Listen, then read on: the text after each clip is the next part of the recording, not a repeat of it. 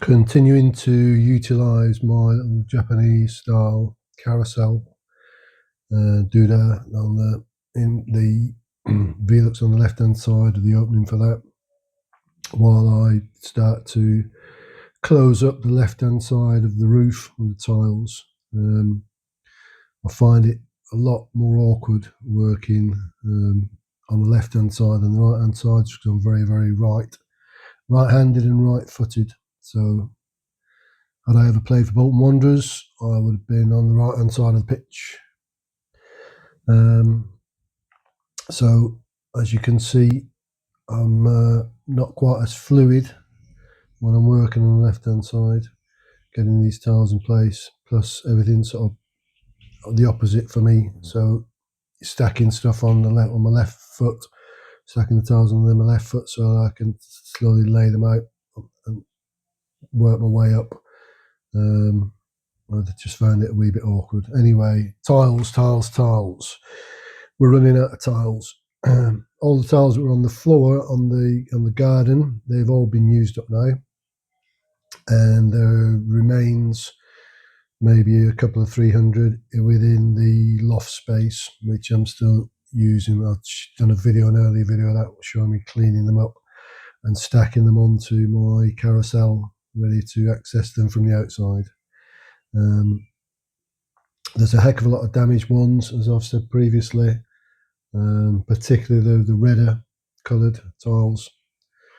So they're not just unusable. You can also tell if you tap a tile against a tile and it's got a very tinny sound, that generally means that it's not in particularly good nick.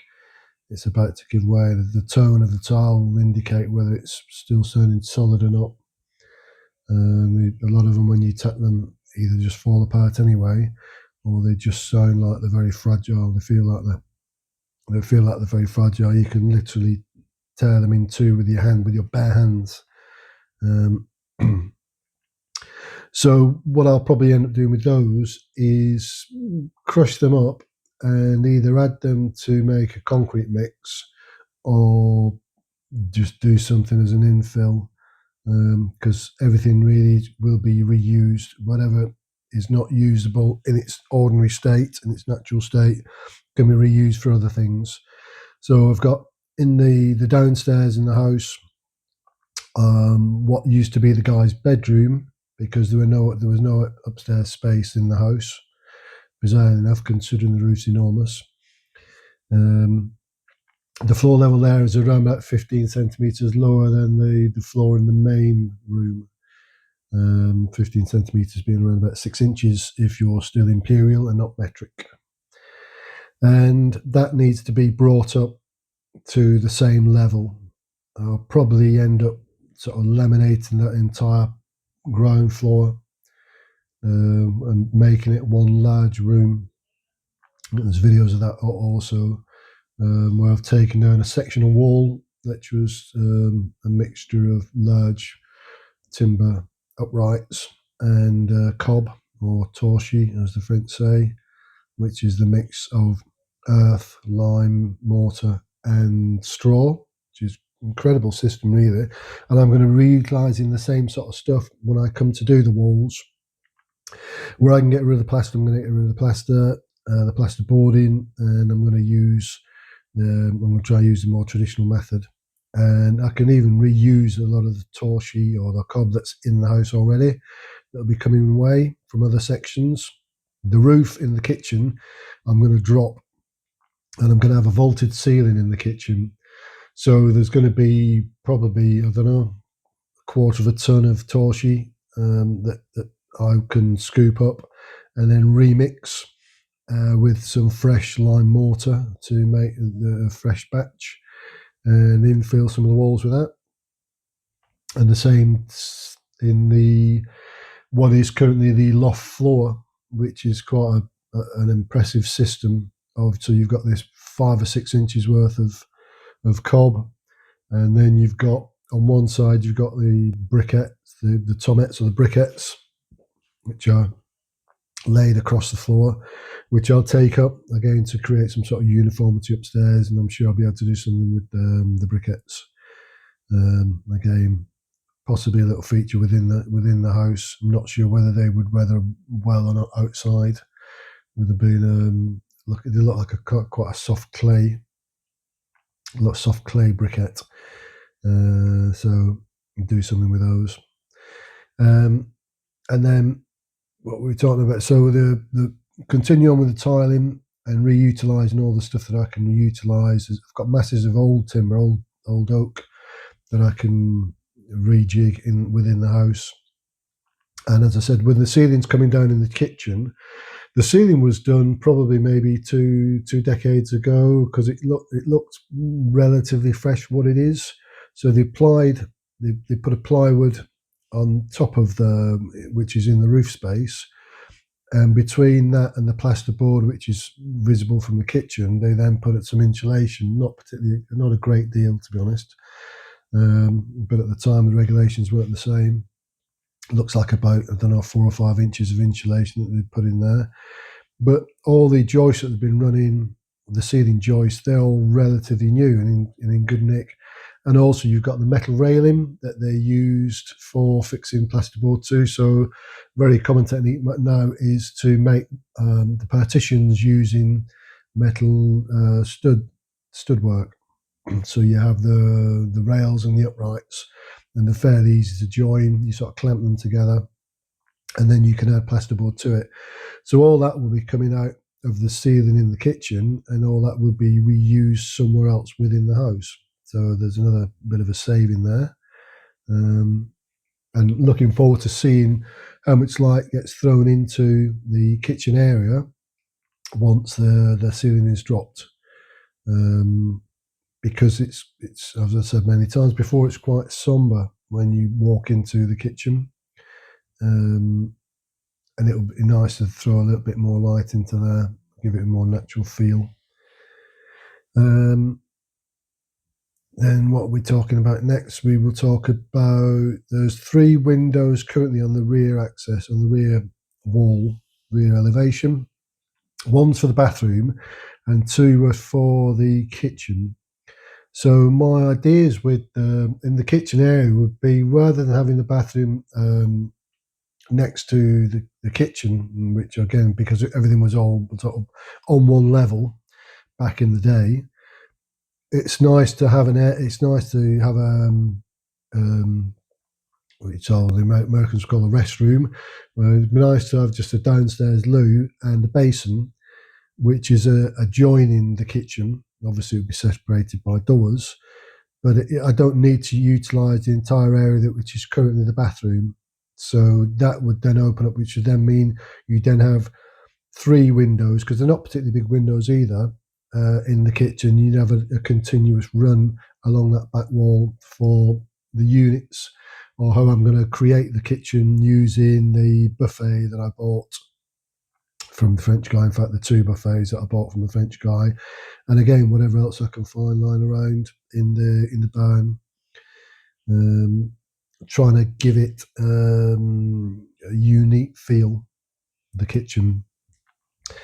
I haven't decided on lighting and stuff as yet for that, but again, that'll be worked out later on. In the downstairs rooms, the ceiling heights aren't particularly high, and I don't really like spotlights, so I'm not sure what I'm going to do there. But again, that's a problem for another day. So we talked about the kitchen, the bathroom, changing it so there'll be downstairs loo or downstairs toilet or restroom, however you want to call it. But it would have the entire width then of the back of the house as the formation of the kitchen. And obviously that would give you an area as well. You can have a small sort of dining area within that as well. And then the main area, the main living room space, which should be quite a size, I'll be able to put in a staircase, which again I'm going to have a go at making. There's stacks and stacks of all what they call bois massif done in the barn. Bois massif is like proper wood, so it's either pine or it's oak or something of that nature. It's not laminated stuff. It's not the stuff you buy from IKEA and things like that. So I'm going to have a go at creating a staircase, which will have to pivot on 3 axes so that I don't lose too much of the ceiling and the floor space upstairs in what's going to be the bedrooms. So, watching me tile slowly, I'm only chatting away about what I've done and what I intend to do within the house, because obviously you have to think about the projects that are coming up after the roof is done. So we're not too far away from finishing the rear roof. Got the Velux windows to fit and finish off the last section of tiling, and let you listen to a bit of bird song in the background as I'm talking, because the birds are non-stop singing where the house is. It's lovely. It's a lovely background noise. Yeah, there they go. They're responding to me. There you go, and a bit more there. So we're getting near to the end of this video. This is just showing where I've got to at the end of the Thursday, the 3rd week. I need to get down off the while holding the camera, get down off the roof, and then look at the things that will be going on after. So after the roof is finished at the front, then it would be the staircase would be the next thing, and dropping the kitchen ceiling. And with that, the whole look of the house is going to change enormously, because you're going to have access from the inside to get upstairs, and the kitchen should look a whole lot different to what it does. So there you go, the final views of the house at the rear. Again, we had a bit more rain just to finish on the Thursday. It wasn't as critical as the Wednesday, where we lost hours and hours. It started raining just before 6 o'clock in the evening, and I normally work on to about 7:30 in the evening. So I did lose about an hour and a half. It wasn't particularly heavy rain, but it was enough to stop me. And the problem with the rain is it tends to make the batten and stuff a little bit greasy when you're stepping on it. And obviously at my age, need to be careful. I'm not doing anything that's going to impact and have an accident prior to all the works being finished, because that wouldn't do at all. So the end of Thursday, the 3rd week, their roof is practically there. I'm looking at probably tomorrow, trying to close off whatever tiles are left. To the top end, I'll start working my way down, which is kind of a back to front way of doing it, but it's the only way I can do this, because there's no scaffolding on the gable end that I can access from the roof from. And have a go at putting the first of the Veluxes in, which should be interesting, because it's been donkey's years, and the last Veluxes I put in were in the house in Normandy. They're all brand new, and it was for a slate roof. I've put loads of Veluxes in my time, but we are going back some years now, so a lot of it will be based on my memory, because I haven't got any instructions. So it'll be, hopefully the old grey matter will kick in, and it'll be like riding a bike where you never forget, and I'll be able to get these things fitted one by one. They normally take, on average, I don't know, 2-3 hours per window. The actual putting in the window and the fleshing kit's fairly straightforward, but then obviously you've got to rejig your tiles and cut your tiles so that they all sit nice and in good position. Anyway, thanks for watching, and see you soon.